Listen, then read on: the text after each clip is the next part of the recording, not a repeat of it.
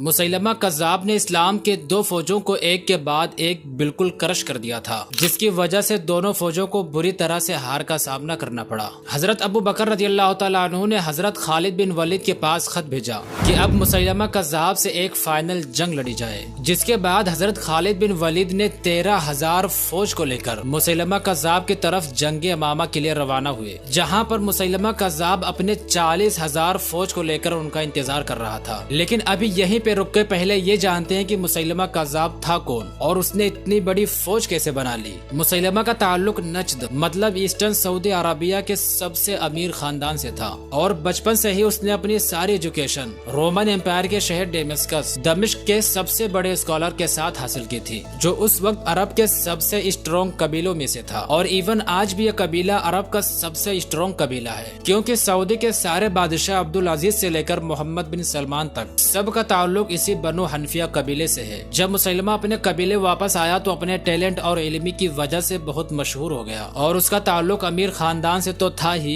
जिसकी वजह से बहुत ही जल्द उसके कबीले वालों ने उसे अपना सरदार बना लिया। मुसैलमा जब अपने कबीले को लीड कर रहा था उसी वक्त हिजाज में रसूलुल्लाह सल्लल्लाहु अलैहि वसल्लम मदीने में एक नई रियासत कायम कर चुके थे और ऑलमोस्ट हर साल मक्का वालों से छोटी बड़ी जंगें होती रहती थी, जैसे जंगे बदर, जंगे उहुद, जंगे खंदक। लेकिन सुलह हुदैबिया के बाद मदीने की रियासत आहिस्ता आहिस्ता बहुत स्ट्रॉन्ग होने लगी और कुछ ही साल बाद मुसलमानों ने मक्का को भी फतेह कर लिया, जिसके बाद पूरे अरब को धीरे धीरे समझ आने लगी कि मोहम्मद सल्लल्लाहु अलैहि वसल्लम अल्लाह के रसूल हैं और अरब कबीले हर तरफ से लोग इस्लाम कबूल करने के लिए मदीना आने लगे। ये देखकर बनु हनफिया कबीले के लोग भी अपने सरदारों से डिमांड की कि वो भी मदीने में जाके मोहम्मद सल्लल्लाहु अलैहि वसल्लम से मिलें। जिसके बाद मुसैलमा अपने 2 सरदारों के साथ मदीने की तरफ रवाना हुआ। मदीना पहुंचकर वो सब रसूलुल्लाह सल्लल्लाहु अलैहि वसल्लम के सामने हाजिर हुए और मुसैलमा ने कहा कि हम सिर्फ और सिर्फ एक ही शर्त पे इस्लाम कबूल करेंगे कि आप अपने बाद मुझे अपना जानशीन यानी कि आप मुझे खलीफा बनाएंगे। लेकिन रसूलुल्लाह ने इस चीज से साफ इनकार कर दिया। जब वो लौट कर मायूस होकर अपने कबीले वापस आए तो वो सबको जमा करके नबुवत का झूठा ऐलान कर दिया कि रसूलुल्लाह ने अपने साथ मुझे भी रसूल बना दिया है। जिसके बाद रसूलुल्लाह ने एक खत के जरिए उसे कज़्ज़ाब का लक़ब दिया, यानी कि सबसे बड़ा झूठा। आखिरकार धीरे धीरे सबको उसके झूठ का पता चला, जब तक उसने खुद को पैगंबर बना के अपना एक नया धर्म बना चुका था, लेकिन नाम इस्लाम ही था। और उसने इस्लाम के बहुत इम्पोर्टेंट चीजों को खत्म कर दी, जैसे कि इशा और फजर की नमाजें खत्म करके 5 के बजाय 3 कर दी और रमजान के रोजों को भी खत्म कर दिया और गवाहों के बगैर भी निकाह को जायज कर दिया और इवन कुरान की आयत को चेंज करके एक नई किताब बनाना शुरू कर दी। इतना ही नहीं बल्कि शराब को भी हलाल कर दिया और फाहिशी को भी बिल्कुल जायज कर दिया। जब लोगों ने मुसैलमा की इस आसान रिलीजन को देखा और इस्लाम के सख्त रूल्स और कानून को देखा तो वो इस्लाम की बजाय मुसैलमा की तरफ आने लगे और हुजूर के बाद मुसैलमा ने फौरन बगावत का ऐलान कर दिया और जंग के लिए मुसलमानों को ललकारने लगा। मुसैलमा इस्लाम के 2 फौजों को बिल्कुल तरह से हरा चुका था और अब हजरत खालिद बिन वलीद 13,000 फौज को लेकर जंगे यमामा पहुँचे, जहाँ पर मुसैलमा कज़्ज़ाब अपने 40,000 फौज को लेकर उनका इंतजार कर रहा था। जब दोनों फौजें आमने सामने हुई तो मुसैलमा के फौज से लोग सामने आकर मुसलमानों को चैलेंज करने लगे, जिसके बाद हजरत उमर के भाई ज़ैद बिन खत्ताब और बाकी सहाबाओं ने उन्हें खत्म कर दिया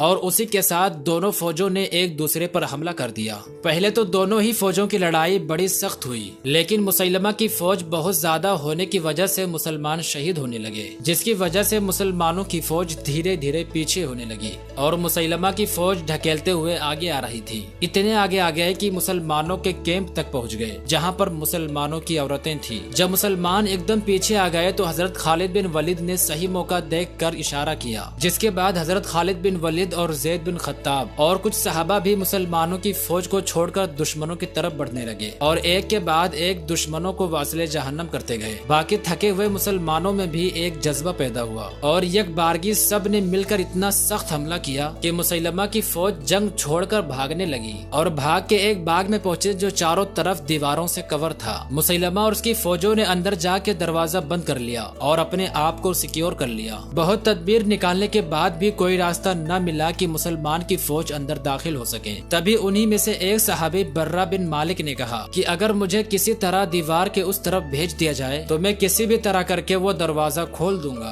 पहले तो हजरत खालिद बिन वलीद ने मना कर दिया कि इस तरह करना मतलब खुद ही मौत के मुंह में जाना है, मैं इस तरह अकेले भेज नहीं सकता। लेकिन बार बार इसरार करने के बाद आपने किसी तरह उन्हें दीवार के उस पार पहुंचा दिया और उन्होंने बहुत ही बहादुरी के साथ बचते हुए दरवाजे को खोल दी, जिसकी वजह से मुसलमानों की फौज अंदर दाखिल हो गई और बहुत ही तेजी के साथ मुसैलमा की फौज को क्रश करने लगे। उन्हीं में से एक सहाबी ऐसे थे जो सिर्फ इसीलिए आए थे कि किसी भी तरह करके मुसैलमा को मार सकें, जिनका नाम हजरत वहाशी रदियल्लाहु ताला अन्हु था, जो पहले इस्लाम के सख्त दुश्मन थे। लेकिन फतेह मक्का के बाद हुजूर ने उन्हें माफ कर दिया, लेकिन साथ में यह भी फरमाया कि तुम कभी भी मेरी नजर के सामने मत आना, क्योंकि उन्होंने हिंदा के कहने पर आपके चचा हजरत हमजा रदियल्लाहु ताला अन्हु को नेजा मार के शहीद कर दिया था। अब उसी दाग को मिटाने के लिए आप मुसैलमा के पीछे लग गए और बाकी मुसलमान मुसैलमा की फौज को बुरी तरह से शिकस्त दे रहे थे, जिसे देखकर मुसैलमा जंग छोड़कर भागने लगा। जब हजरत वहाशी ने देखा तो अपना वही मशहूर नेजा उठाया और दूर से ही मुसैलमा पर वार कर दिया और वो नेजा सीधा जाके मुसैलमा को लगा